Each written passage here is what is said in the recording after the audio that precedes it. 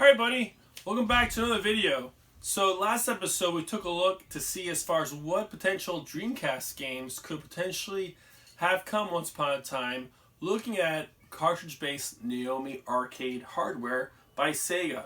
So definitely I learned a lot of information. Hopefully those of you who saw the video definitely found some games that you thought would have been great additions to the Dreamcast library. So for this follow-up video, we're going to take a look at disc-based Naomi games and see what additional things there are. Hopefully, like me, you learned a lot of different games that could potentially have made a pretty good impact to the Dreamcast library.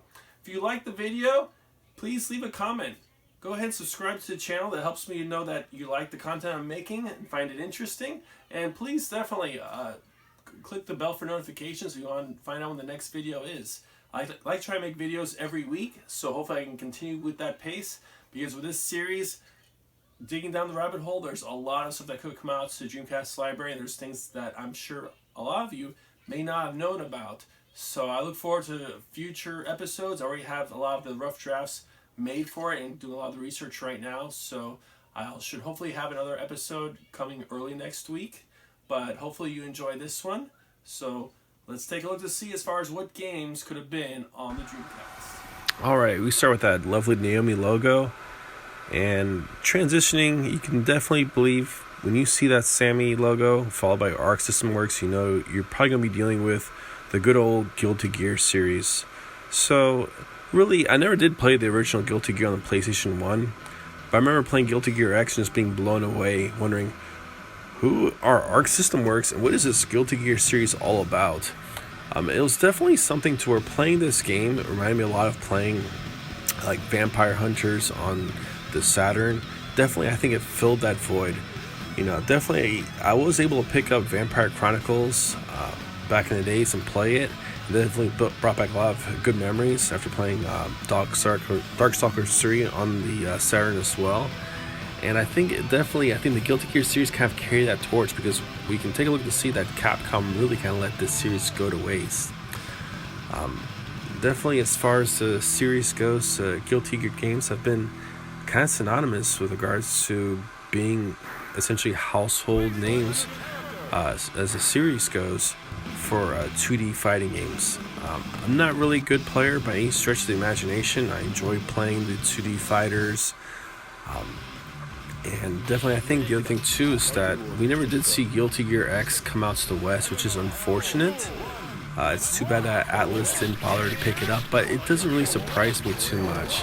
So if you take a look for the Dreamcast in the West, Atlas didn't even publish Mach X, which was a game that they developed for the Dreamcast. You know, Sega publishing it in North America. So, you know, it's not surprising that they didn't step up to publish Guilty Gear X like they published Guilty Gear in North America, unless I'm mistaken. So, in his first game, you know, Guilty Gear XX, Midnight Carnival, and Reload, Axe and Core, we've seen Slash, and you'll be seeing footage of this. These are all games that probably look pretty familiar if you played these games in the West, because they didn't find their way on other consoles. So definitely, I know PlayStation 2 and Xbox definitely got some Guilty Gear love, as well as the Wii, and it's continued on as the generations have progressed.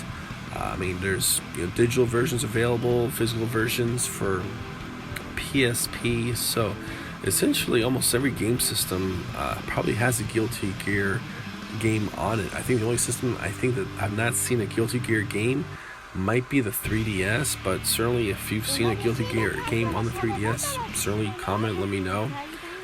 But certainly, as far as this is definitely a top-notch series, and I think it's great to see that it's still going strong as far as new releases.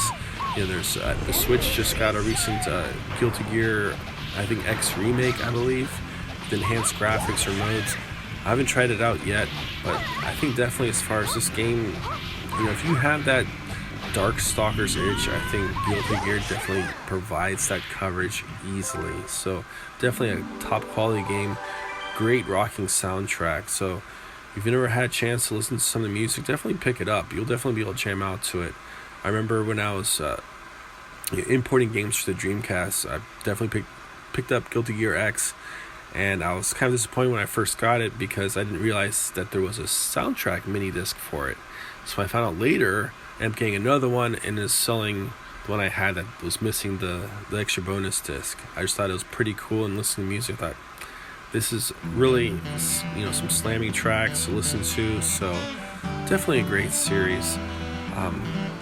Definitely the disc-based Naomi system just seems to be more in line thinking as far as what we could have possibly expected on the Dreamcast. So many Naomi games were ported over to the Dreamcast.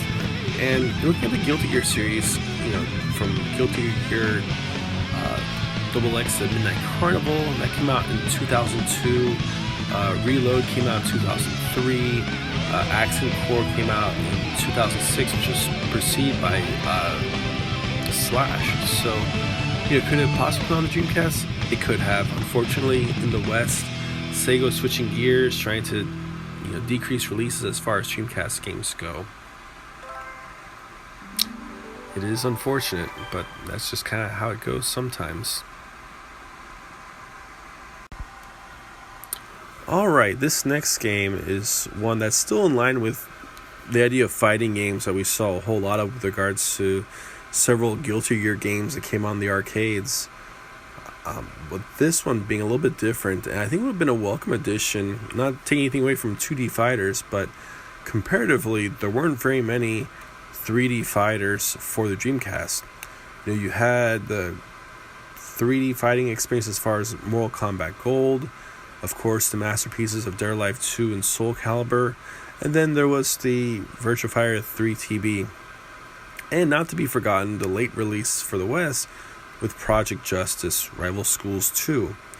So taking a look, there would have been a great opportunity for more 3D fighting action. I think that's where Dreamcast came in and made a great presentation when they allowed for the opportunity to play Tekken 3, arguably the best fighter on the PlayStation 1, with enhanced graphics on the Dreamcast. So this release by a small company I've never heard of called Attritiva is one that I never heard of beforehand. So Jingy Storm came out in 2005.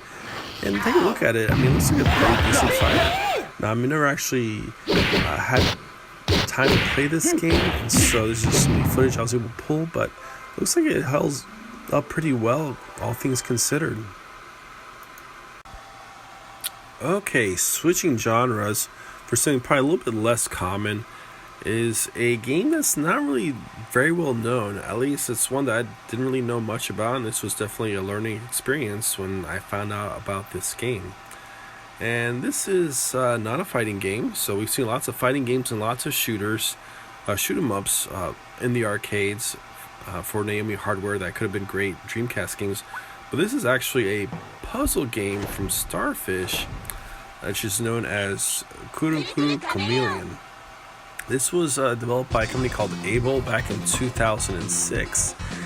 And it looks to be like an interesting puzzle type game. We saw quite a few of these back on like the 360. I forgot which game it was. I think it was a pack-in game that came with your 360 hard drive. But it looked to have been a fun game. Probably not a full price game. Back in the days at $49.99. It probably would have been a fair enough budget entry. $15, $20 type game. Alright, seeing that Sega logo followed by WoW Entertainment, it's definitely going to be a pretty interesting game. And especially when you see 18, I usually think about shoot 'em ups, and this is not your typical shoot 'em up. Definitely Lupin the Third, or Lupin the Third, depending upon how you want to pronounce it. Definitely a huge classic anime franchise that, seeing it in arcade action brought to life, utilizing this memorable character would have been a really neat opportunity to have on the Dreamcast, considering the fact that this game, so Lupin the Third, the shooting, and you'll see another one, Lupin the Third, the typing, would have been great games for the Dreamcast. We were very fortunate to be able to get some great light gun based shooters. There's Virtua Cop 2, on the Smash Pack, or individually in Japan, House of Dead 2, Death Crimson 2, Death Crimson OX, of course, Confidential Mission. And looking at the third, the shooting reminds me a bit of Confidential Mission, but with a little bit more fun to it based upon the anime franchise. So I enjoyed Typing the Dead and taking a look at Lupin the Third. The typing, it looks pretty much just like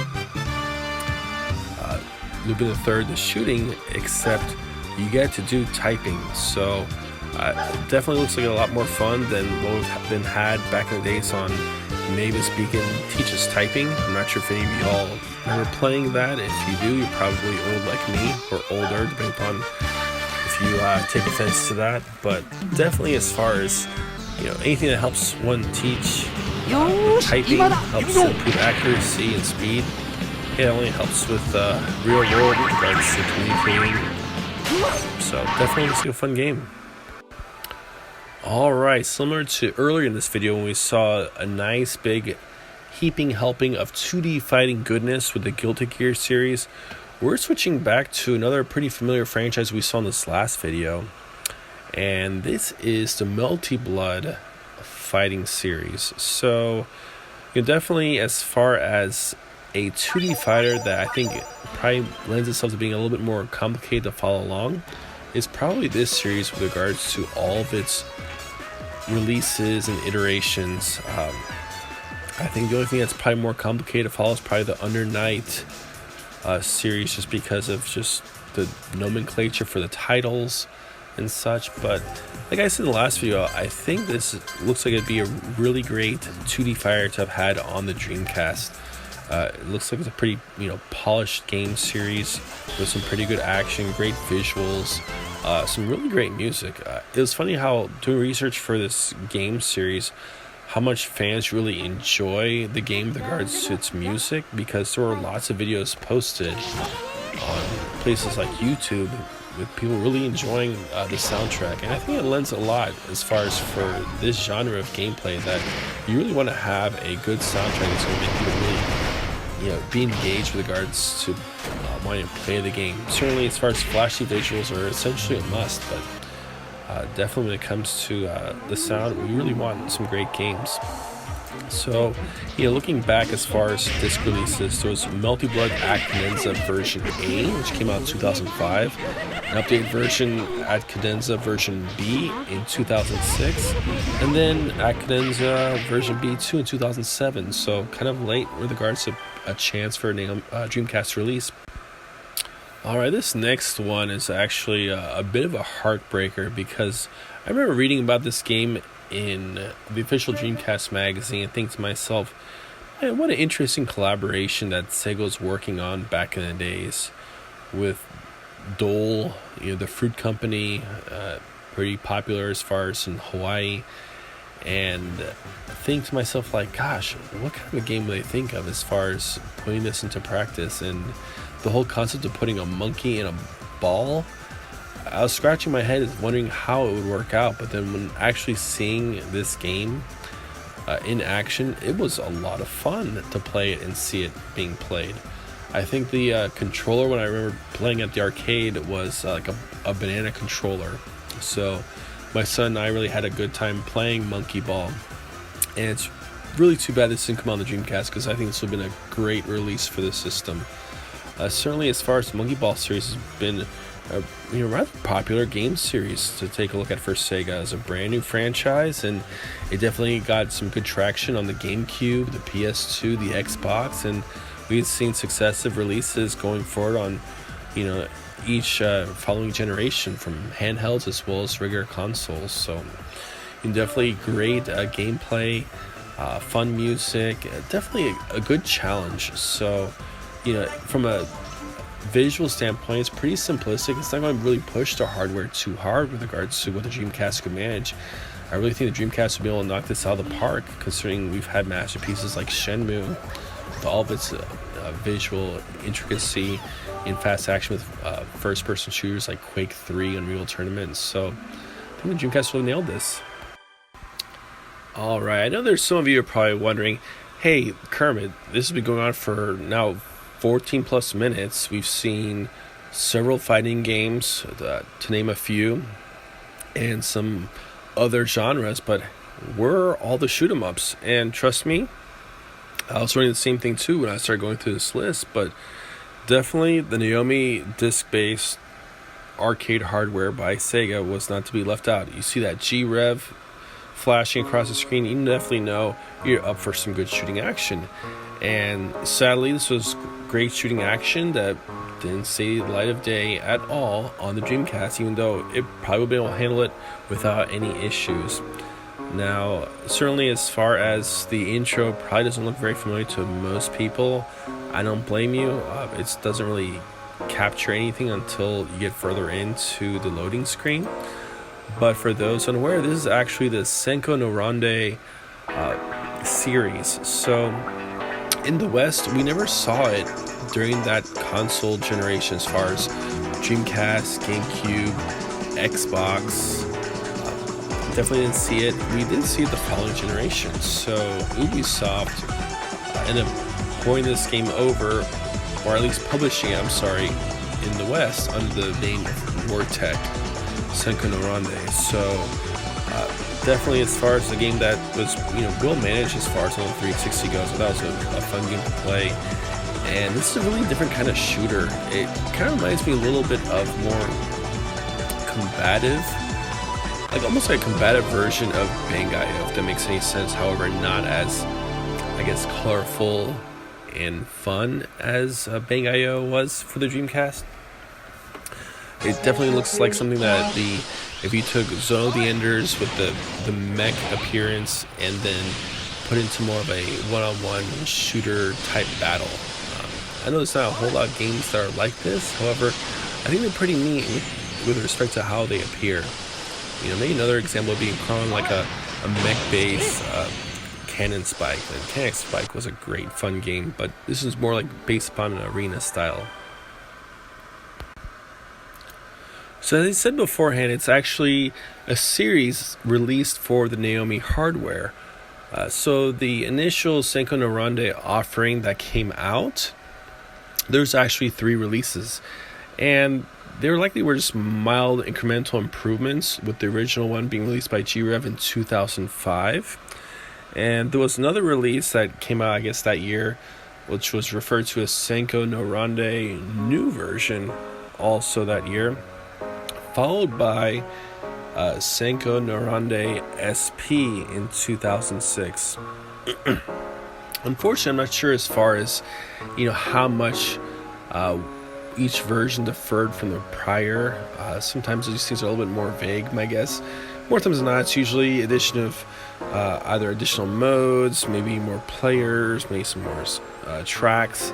Not always as clear cut as far as when we see different iterations. This is a lot easier to determine based upon a year release. And we saw the King of Fighters games, or going from Capcom vs. SNK 1 versus Capcom vs. SNK 2. You knew it was a different year. You knew there was a larger cast. So very comparable as far as the presentation goes. You just notice a slight deviation on the splash screen. But certainly as far as seeing at least one of the releases, I think would have been definitely reasonable for the Dreamcast. My guess is that they thought the game was too niche to come out in the West, or even in general for the Dreamcast, which is really unfortunate. Alright, similar to Sama de Amigo that we saw on Naomi hardware in the Dreamcast, came this really fun looking game called the Shaka to Tambourine 2001, and this was released by Sega. Nice rhythm style game. It looks very similar to the Sama de Amigo style. There was a 2001 power-up version which also came out the same year, and the initial one came out in 2000. So 3 games that could have come out definitely within the Dreamcast period. Alright, sticking with good old Sega, but switching gears from as far as genres goes, from a rhythm style to a good old-fashioned brawler, we are delving back into a series we saw on our last episode, and this is the release of Spiker's Battle. This game came out by Sega in 2001. So this is similar in the same vein as far as the series goes to Slash Out. So Spiker's Battle essentially is the sequel to Slash Up from what I was able to research. So if I remember correctly, Slash Up came out in 2000, Spiker's Battle came out in 2001. So looking at the gameplay goes, I mean, it looks like a lot of fun. I think graphically it looks definitely better than the models on Virtua Fighter 3 TV. I know definitely that could be debatable, but certainly as far as we know that the Naomi hardware is far more capable than what the Model 3 could do that Sega released back in the late 90s. So I think as far as style goes, that would have been definitely a fun game to have. Definitely as far as this style of gameplay goes, we didn't have a whole lot of games similar to this. There were a few. Definitely as far as, I think of Power Stone, Power Stone 2, Dynamite Cop, all great games. And taking a look at it, I think definitely as far as the system should be able to handle it pretty well. I mean, there may have been some slowdown, stutter. I think the toughest thing that may have been challenging would have been whether or not the camera would have worked well. Alright, not necessarily last, but not necessarily least, this is a genre that we saw a little bit more frequently in the last episode, and this was a nice Sega game from their hit development makers, Hitmaker. And this was a nice gun game, The Maze of the Kings. And I think would have been perfectly at home with games like House of the Dead 2 and Death Crimson.